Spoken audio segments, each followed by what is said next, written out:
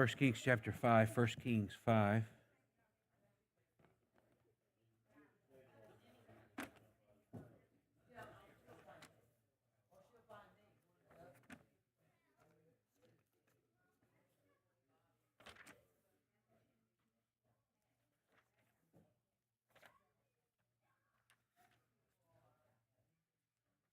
First Kings 5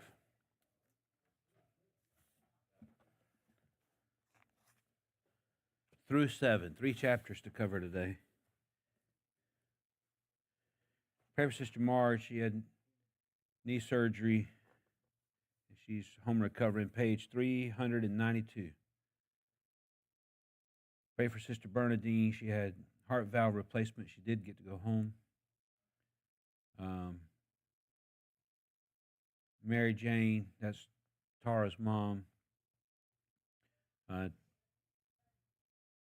was in the hospital with wasn't anyway with her heart, but seemed to be doing well. Pray for her.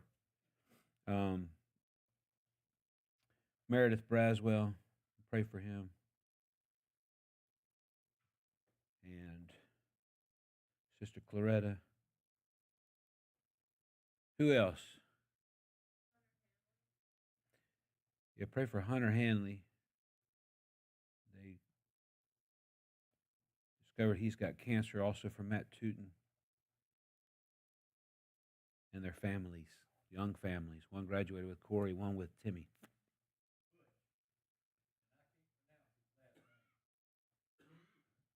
All right, Butch. Others.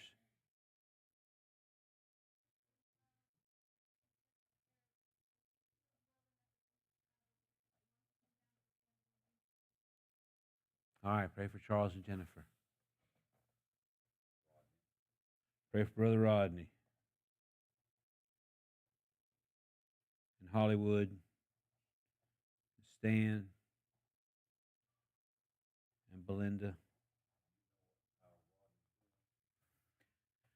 I don't think I talked to him this week.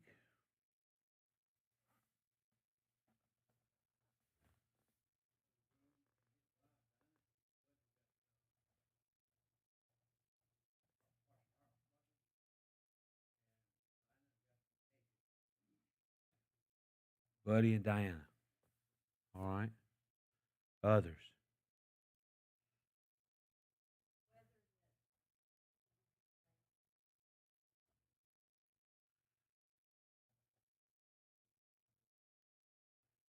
Safety. And this traveling, spring break. Anybody have the joy of being on I-10 Friday? I know of at least 5 crashes in the afternoon. Just people not paying attention, I guess. Others.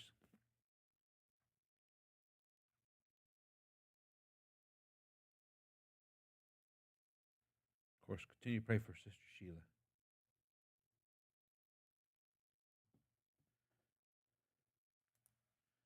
Pray for Mom, Aunt Janet. 1 Kings chapter 5. You got it? Say amen. God, we love you so much. We thank you for the rain. We're thankful for those who've worked in the property this week, inside, outside, all the work that's been done. Just so thankful for people who have a heart for you and for your church. We pray that you would draw us to you. Lord, meet each one of these needs, and there's so many, and many that haven't even been mentioned in this time. But you know our hearts and our burdens. Show us what we can do to make a difference, to be a blessing. Lord, we look for your hand in each of these individuals' lives, these families. We look to see what you will do. We give you the praise in Jesus' name. Amen. 1 Kings 5 through 7. What in these 3 chapters, if you looked at it, what did you see that impressed you or raised questions? Anything?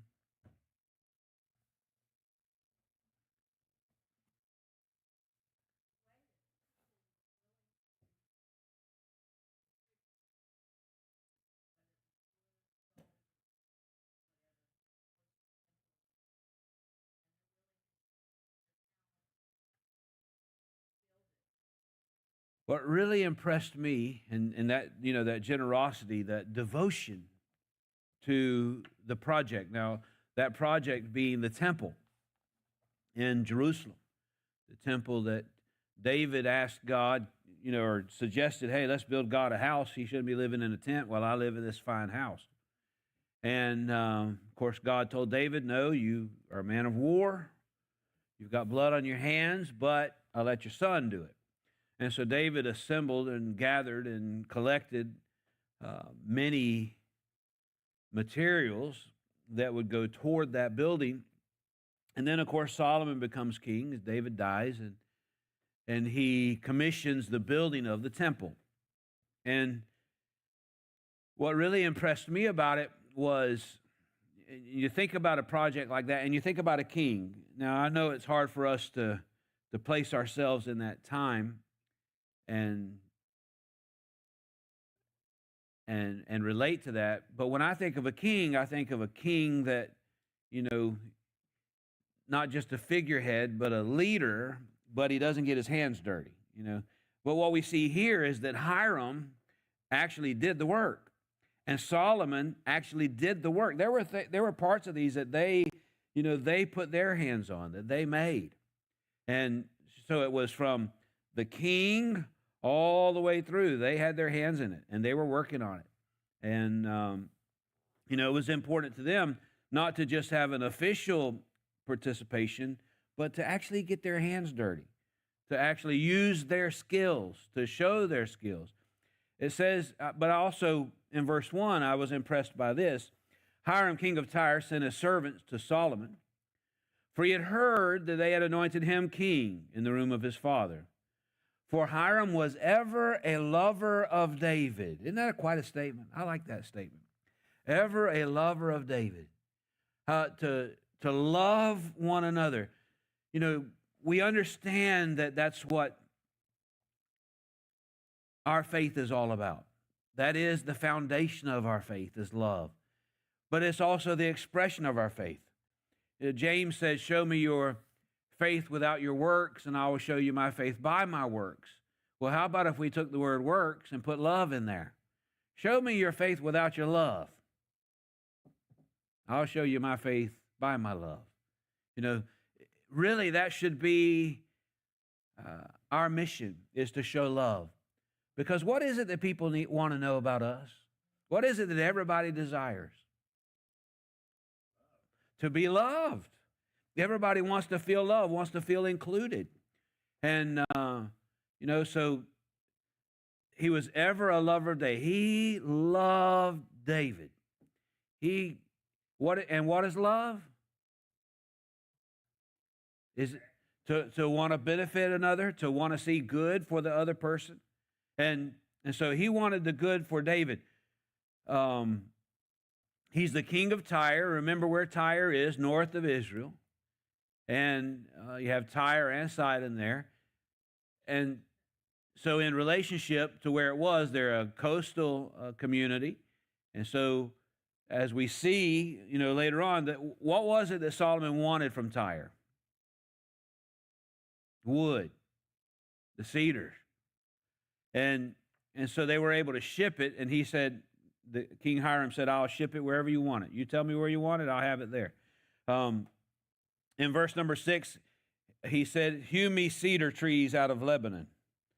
My servant shall be with thy servants. Unto thee will I give hire for thy servants, according to all that thou shalt appoint. For thou knowest that there is not among us any that can skill to hew timber like it to the Sidonians.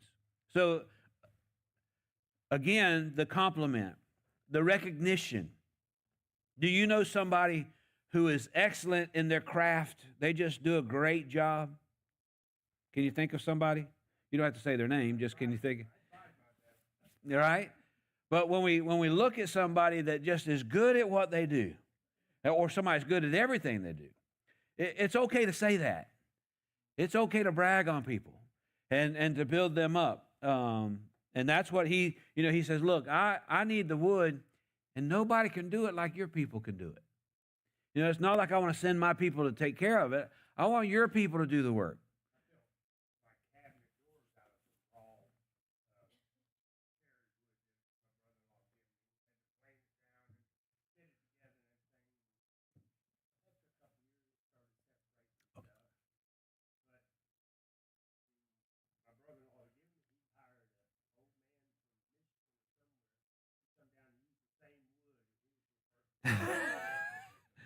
And it's just the skill.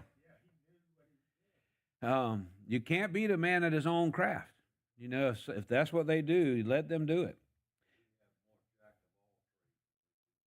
Yes, we do. We have a lot of people that'll do a lot of things, but very few that are good at all of them, or masters at any of them. So verse 10, so Hiram gave Solomon cedar trees and fir trees according to all his desire. Verse 12, and the Lord gave Solomon wisdom as he promised him. And there was peace between Hiram and Solomon, and the two made league together. So they were working together. And the one thing, what did Hiram ask for? The one thing, he said, I need you to feed the people. That's all I'm asking. You take care of the food. And it expresses here how much Solomon provided for them to eat. Another thing that I think is very important in verse number 14, we'll read 13 and 14, was the focus on the family. King Solomon raised a levy out of all Israel, and the levy was 30,000 men. He sent them to Lebanon, 10,000 a month by courses. A month they were in Lebanon, and 2 months at home.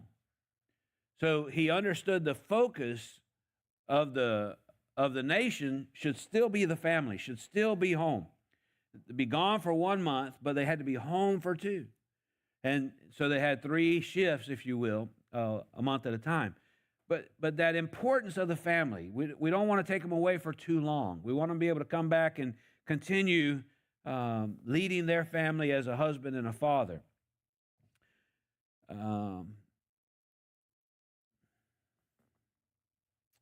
And then we talk about the building of the temple in chapter 6. So we have the materials. We know where we're getting those from. And verse 18 of chapter 5, Solomon's builders and Hiram's builders did hew them, and the stone quarriers, so they prepared timber and stones to build the house. So all of that was prepared, and the foundation was laid. You know, the foundation of that temple to stand the test of time. Verse number 2, and the house, chapter 6, and the house which King Solomon built for the Lord, the length thereof was 80 cubits, the breadth thereof 20 cubits, the height thereof 30 cubits, so a 90 by 30. And the porch before the temple of the house, 20 cubits, was the length thereof, according to the breadth of the house, and 10 cubits was the breadth thereof before the house. And for the house he made windows of narrow lights. And if you look at the architecture over there today, you still see those narrow windows that they had. So the light could come in and the breeze could come in, but for the most part, well, number one, you couldn't climb through it. It was too narrow. But it also kept out much of the weather. Verse 5, and against the wall of the house he built chambers round about. So on the outside, so you have the temple, 90 by 30, and then on either side, you had chambers or rooms down that side. And what do you remember about those rooms? Anything? What were those rooms for? Well, they were for storage, you know, because remember, you've got all the vessels. And as we go on, you have y'all get excited when you talk about this stuff? You have the basins on wagon wheels. You have the what's called the sea, which was just a great big bowl, and he describes all the details. You see, when we think about it, when you look at it, you may not imagine the ornate details of it, but there were carvings in it of palm trees and of lions and of the cherubims, what we think of as angels. And then, you know, he made little pomegranates and the network, what's the word I'm looking for? I'll find it in a second. But everything that he did was not just gold, because they built it out of cedar, and then they layered it with gold, and they made the tables, of course, the cherubim that were inside. When you look at the ark, you see the ark, which was just a small box, and it had the cherubim on it. But then in the Holy of Holies, or in this chapter it's called the oracle, in that Holy of Holies, there were two great big cherubims, and one wing touched the wall and the other wing touched the wing of the other cherubim. And they were over that ark that sat in the middle. And all gold. And what was significant about the holy room, the Holy of Holies? It's where God met. And so imagine the gold in that room reflected off that gold. You imagine going in that room and God shows up, and when you think of God, I know we always envision Jesus, but when you think of God, what do you see? What does God look like? Light? Power? Fireworks? Fireworks. What else? So, they can go to class, Paula, if you want them to. Somebody will take them. Who will take them? Or they can stay in here. That's fine too. All right. So when you see fireworks, that the different colors and the mist or the smoke that comes from the gunpowder in there, the black powder in there, when you see fireworks, that is very much the image or the likeness, let's say likeness of God. But when God saw Moses, when Moses saw God on the backside of the desert in Midian, he described it as what? A burning bush. When God came down to get Elijah, it was described as what? Chariot of fire, right? Or Elijah was a whirlwind. And so that fire of God, that chariot of fire, what is that? That's the hand of God. We're in 1 Kings chapter 6. So God is light, God is energy. Give me a modern day comparison besides fireworks. I always use that one, but anything else you can think of? Okay, like laser shows? Anything natural? Lightning? The northern lights. The northern lights. Think of that. Because why? You know, when it's lightning, you might see a pink tint to it or a white tint to it, maybe even sometimes yellow, but when you see the northern lights, just the beauty, the pinks and the greens and the blues and the whites and all those colors. Well, can you imagine walking into the Holy of Holies to meet with God that one time a year as the high priest, and that brilliance of multiple colors of lights that Ezekiel described to us, and then when you go to the book of Revelation, there's God on his throne, and we think of a king on his throne, but that the energy, the power, the lightning, the force. When God met with Moses on Sinai, remember, it was like a volcano. There was no lava, but it was the light, the energy of God, the power of God was present. And now we build this little house, right, 90 by 30, this little house, this little room, and God shows up not on a mountain, but in an enclosed room. And that mist, that essence of God, the pinks and the yellows and the reds and the orange and the blue and the green and the white, all of that energy of God, reflecting off the gold on the walls and the furniture and the cherubim in that room. When the designers built the Oval Office the way they did, why did they build it that way? What is, give me a word that describes the function or the purpose of the Oval Office in the White House. Nobody? Intimidation. Right? When you come into that room, there's just this awe of greatness for what's held there, what it represents, and the history and all of that stuff. Can you imagine being the high priest and walking into the Holy of Holies, and then God shows up with his light and energy? Well, you talk about intimidation. Impressive, right? 1 Kings chapter 6. And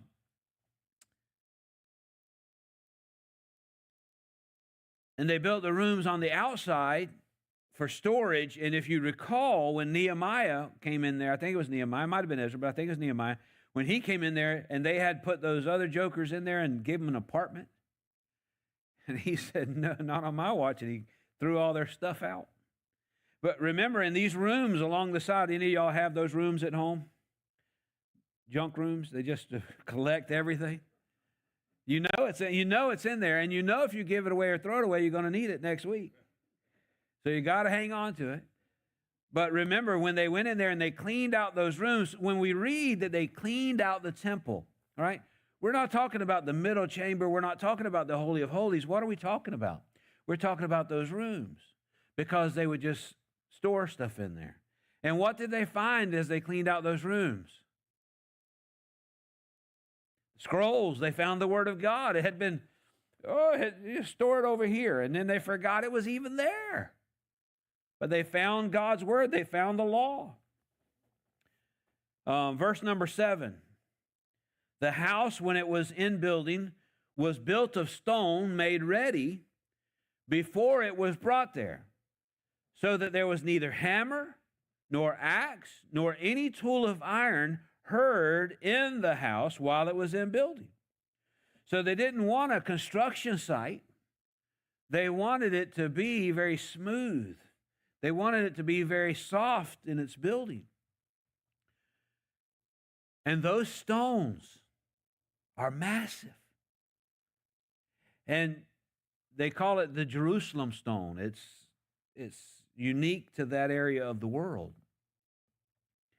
But the size of those stones, we can only imagine the ingenuity it took to get those stones there in that time.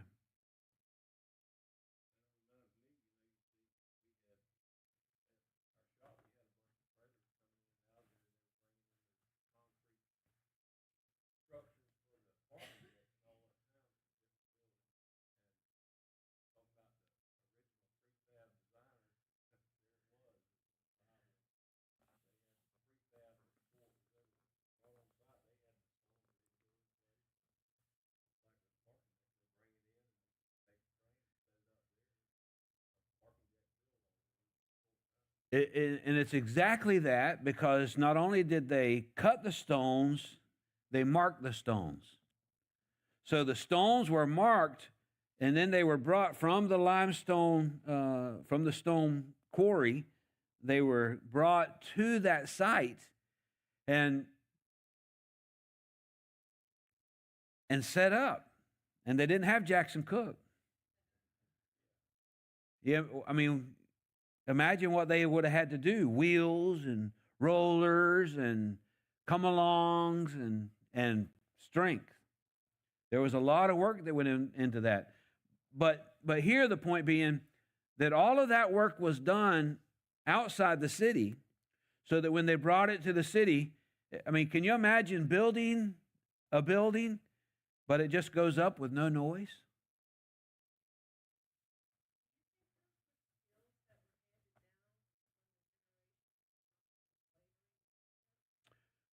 I'm sure it was. The strong work. And not only that, but also the desire. There was such a motivation.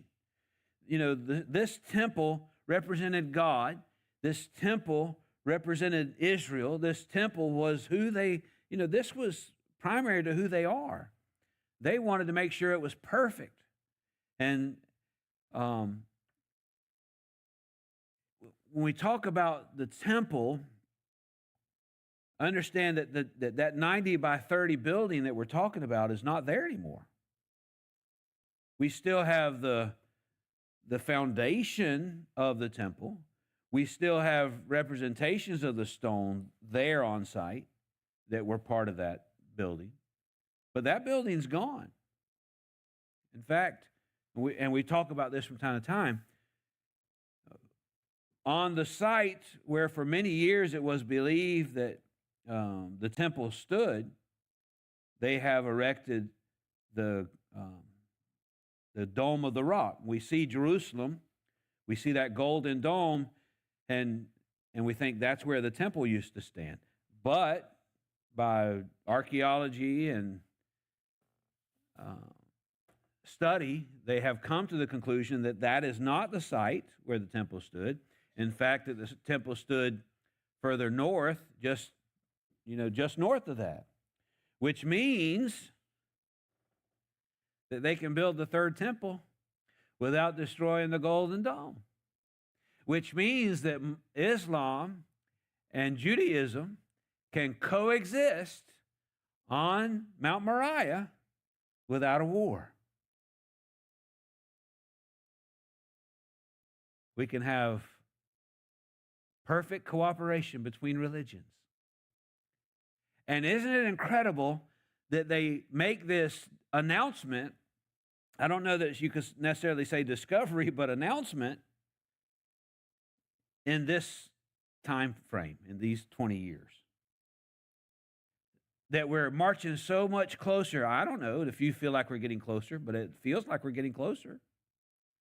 And the idea that Christianity and Islam and Judaism can all exist in peace on that most holy mountain. Now, obviously, that's not something we anticipate in our time. But the idea that the Jews and the Muslims who have fought for thousands of years could coexist on the same holy site puts us that much closer to the acceptance of the idea of the New World Order and the one world religion.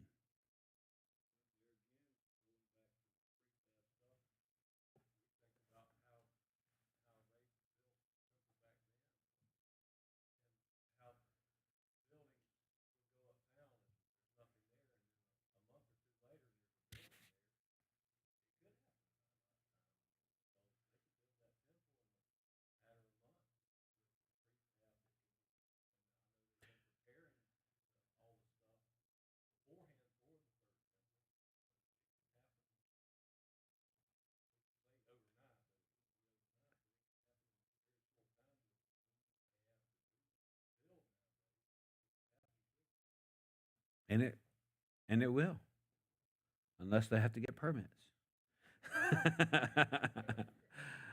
If they need permits, that'll hinder the process. But think about that. So we've got the temple, so the altar of sacrifice, the steps, the porch, which is described in here, and then you have the middle chamber, the Holy of Holies, the rooms along the side, and then you have the courtyard.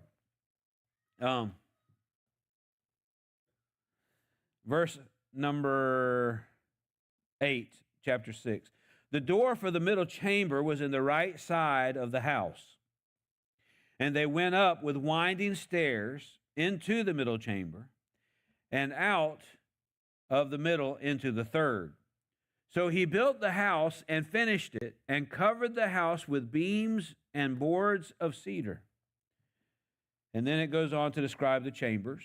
Verse 12, concerning this house which thou art building, if thou wilt walk in my statutes and execute my judgments and keep all my commandments to walk in them, then will I perform my word with thee, which I spake unto David thy father, and I will dwell among the children of Israel, and will not forsake my people Israel. So Solomon built the house and finished it. And one of the things that I think about, and I think it'd be a wonderful thing, is to build a replica of that. But again, it's 90 by 30. And so it's huge. It'd take a lot of cedar. Now, we wouldn't be able to layer it with gold. We could spray paint it. Right? But just imagine it. And there are replicas of the tabernacle, being the tent, and they have the showbread and the the lampstand, and of course the Ark of the Covenant. They have all of those replicas there, but it would be quite different to build something to this size, and it's been done. But our imagination, just to rest in our imagination and walk ourselves through this with each step, it's hard to follow sometimes. That's why meditation is so important when we study the Bible.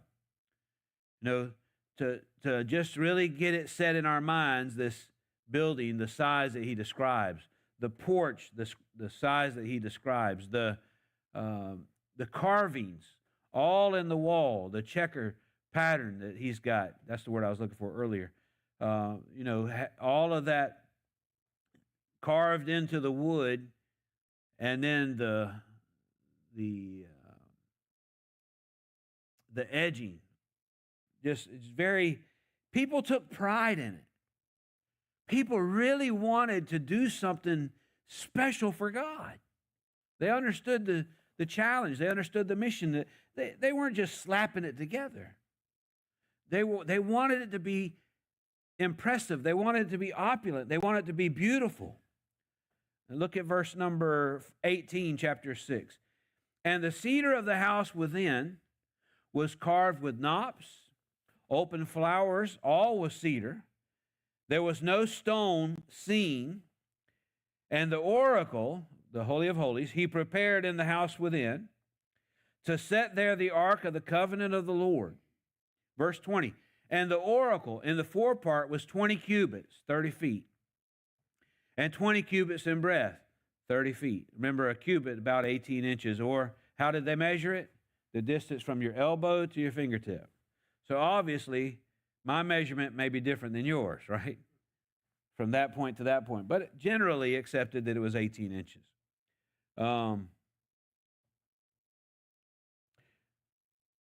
Verse 20, and the oracle in the forepart was 20 cubits in length, 20 cubits in breadth, 20 cubits in the height thereof. I mean, you imagine that? 30 feet high. And he overlaid it with pure gold. So covered the altar, which was of cedar. Solomon overlaid the house within with pure gold. He made a partition by the chains of gold before the oracle. He overlaid it with gold. The whole house he overlaid with gold until he had finished all the house. Also, the whole altar that was by the oracle he overlaid with gold. And within the oracle he made 2 cherubims of olive tree, each 10 cubits, so 15 feet. And 5 cubits was the one wing of the cherub, 5 cubits was the other wing of the cherub. From the uttermost part of the one wing to the uttermost part of the other were 10 cubits. And the other cherub was 10 cubits. Both cherubims were of one measure and one size. The height of one was 10 cubits, so it was of the other. Verse 27, he set the cherubims within the inner house, stretched forth the wings of the cherubim so that the wing of the one touched the one wall, and the wing of the other cherub touched the other wall. And their wings touched one another in the midst of the house, and he overlaid the cherubims with gold.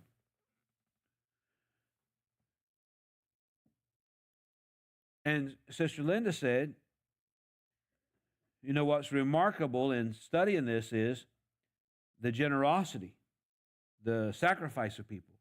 I mean, where do you get all this gold? Remember when Moses was on Sinai meeting with God, Aaron said, bring me your earrings, your nose rings, and every kind of gold piece you got. And they threw the gold in the fire, and out came a golden calf. No, that's not how it happened, even though that's what he said. But they, of course, made a form, and they melted that gold and poured it in there, and out came a golden calf. And the same way, to actually think about what was done, how they applied it, how did they get, to a liquid form so they could apply it? How could they do that? But they took pride in their craft, and they made it, they did everything to the extreme. Remember, this is the house. There's only one. I remember a fella, he said to me, he said, I have nothing to do with the church. And I said, why? Because I used to be in the stained glass business. And I used to make stained glass windows. And you wouldn't believe the amount of money those churches, instead of feeding the poor, would spend on stained glass. Well, if they hadn't been spending it, I guess he would have been poor. Obviously, I'm not a big fan of stained glass and opulent expenses. But there's one temple. And so overlaying it with gold, it was intentional to be, this was the one temple of God. This is that one place where God would come down and meet with the high priest. So while it seems excessive and it seems wasteful, and by the way, how is it wasteful? It was to beautify.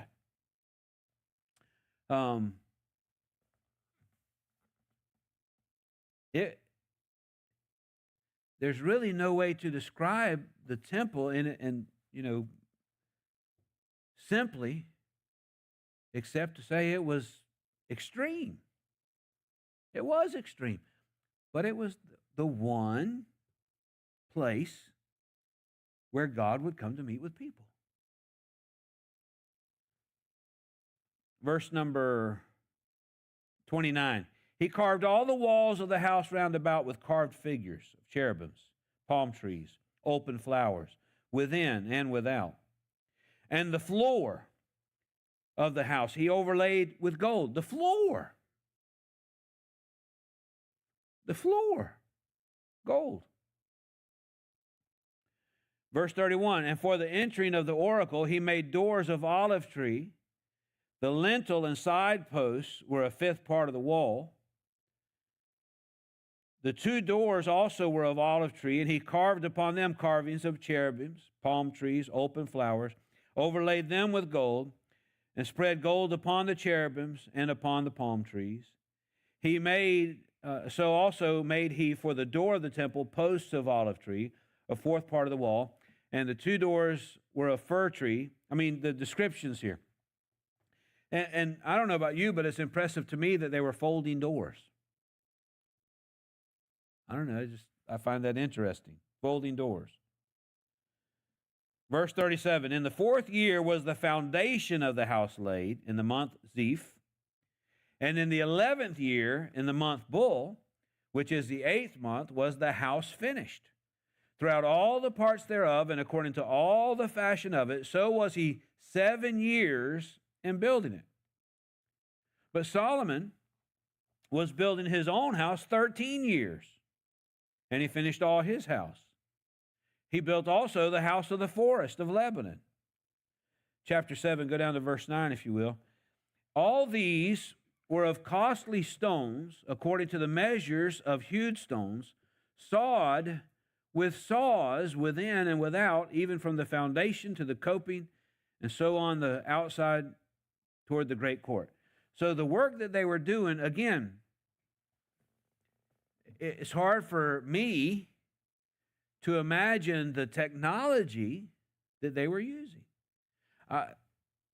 Obviously, between the technology of building the pyramids and the technology of building the temple, something was lost along the way, wasn't it? Some skill of transport, of cutting, of the detail, all of that was lost along the way. But this work that they were into was an incredible work. Chapter 7, verse 13, and King Solomon sent and fetched Hiram out of Tyre. He was a widow's son of the tribe of Naphtali, and his father was a man of Tyre, a worker in brass. And he was filled with wisdom and understanding and cunning to work all works in brass. So, as was mentioned by Sister Tammy earlier, the skills that were handed down through the generations. So Hiram's father was a worker of brass, and Hiram himself, now king, was a worker of brass. And he came, last part of verse 14, he came to King Solomon and wrought all his work. He actually came and did the work. It wasn't just a matter that he was, telling people what to do, but he had his hands in it. And the description here, I know we're running out of time, but the description here of all that he did, verse 16, he made 2 chapiters of molten brass to set upon the tops of the pillars. The height of the one chapiter was 5 cubits. The height of the other chapiter was 5 cubits. Nets of checker work, wreaths of chain work for the chapiters which were upon the top of the pillars, 7 for one, 7 for the other. Verse 18, he made the pillars and 2 rows round about upon the one network to cover the chapiters that were upon the top with the pomegranates, and so did he for the other. Verse 19, the chapiters that were upon the top of the pillars were of lily work in the porch, 4 cubits.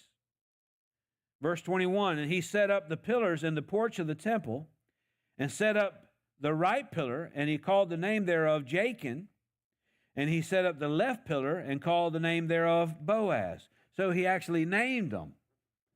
He actually gave them name. And if you notice, if you have a Schofield, it gives you the reference over there. Jachin meaning he shall establish, and Boaz in it is strength. So strength and establishment. And those were just pillars. And the decorations, the lilies, the pomegranates, the checker work. Very detailed, very fine work. And then he goes on, he describes here the molten sea. Verse 25, the flowers of lilies, the lions, the oxen. He just describes everything of the temple there. Verse 40 of chapter 7, Hiram made the lavers, the shovels, the basins, so made an end of doing all the work. And he did the work, verse 46 says, in the plain of Jordan. So all of this work has taken place. Remember, Jerusalem sits here. You have the Mount of Olives and Bethel, but it's on the other side where you have the Jordan River to the east. And so the plain of Jordan is where he cast them, it says in verse 46, using the clay in the ground between Sukkoth and Zarthan.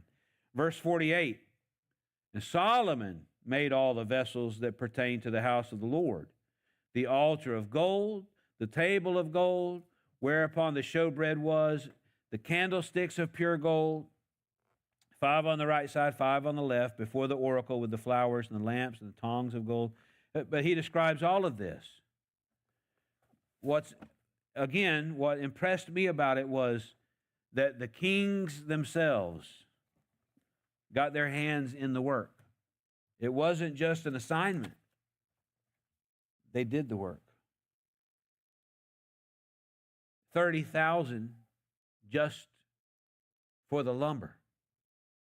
Another 3,000 to manage all of those people. So it was a momentous task. 7 years in the building. 7 years in collecting it, cutting the wood, putting it all, carving the stone. Everybody, doing their own work, their own skill. Exactly with their whole heart. Because when they built this, they expected that this building would last forever. And it would have. And God said to Solomon, it will, if you walk in my ways. And so this that was built to last forever, think about the church buildings. I know it's not really a comparison, but think about all the church buildings that have been built along the years with the expectation of permanency until the people didn't follow God with their whole heart. And now they're converted to something else. Any questions, comments? Yes, sir.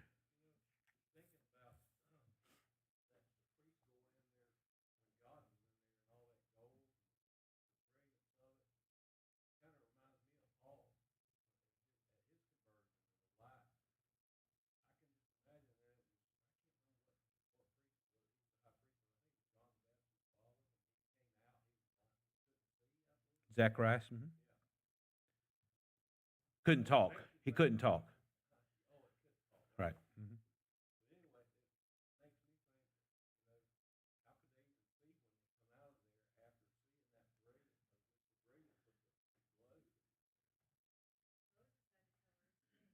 Moses had to wear a veil because that glow was coming off of him, that energy of God.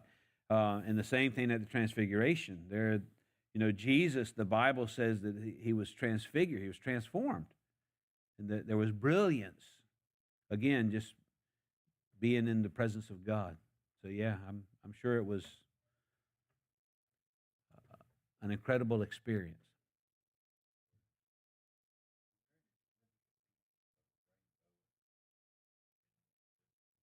Yes, of the rainbow.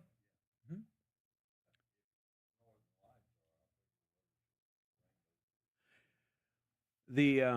The rainbow. God said, "I'll put a bow in the sky as a token of the promise to signify that He will never flood the world again, like He did in Noah's day." It doesn't mean we won't have localized flooding, but we won't have a worldwide flood.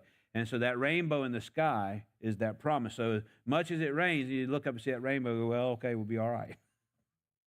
But yeah, you're right. That brilliance of the light shining through the moisture that creates that rainbow effect. Um, the and if you've ever seen have you ever seen a beautiful rainbow? Have you ever seen one that was ugly? But that light, you're exactly right, prism, and that it is a reflection, if you will, or a light